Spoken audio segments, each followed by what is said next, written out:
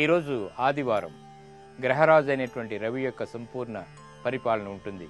మరి ఈ ఆదివారం నాడు ఎటువంటి కార్యక్రమాలు మనం చేపట్టాలి, రవి యొక్క అనుగ్రహాన్ని మనం ఎలా పొందాలి, తద్వారా జీవితంలో విజయాలు ఎలా సాధించగలుగుతాం అనేటువంటి విషయాలు పరిశీలిద్దాం.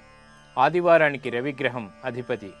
రవికి హితకరమైనటువంటి వ్యవహారాలని చేపట్టడం వల్ల ఆదివారం మనకి అనుకూలిస్తుంది. ఆదివారం నాడు సూర్యారాధన ప్రశస్తమైనది. సూర్యుడిని ఈరోజు ఎర్రటి పూలతో పూజించి క్షీరాన్ని నివేదనం చేయాలి. అలాగే సూర్య యంత్రానికి ధూపం వేయాలి. ఆదివారం నాడు రాజకీయ వ్యవహారాలకు చాలా అనుకూలం. అధికారులను కలుసుకోవటానికి, దస్తావేజులు వ్రాయటానికి, మిత్రుల్ని కలుసుకోవటానికి ఈ ఆదివారం చాలా మంచిది. అలాగే భూమికి సంబంధించినటువంటి లావాదేవీలకు, ఆరోగ్య పరీక్షలకు ఈ ఆదివారం చాలా మంచిది. శుభకార్య వ్యవహారాలకు, స్త్రీలకు నూతన వస్త్రాలు కొనుగోలు చేయటానికి కూడా ఆదివారం అనుకూలిస్తుంది.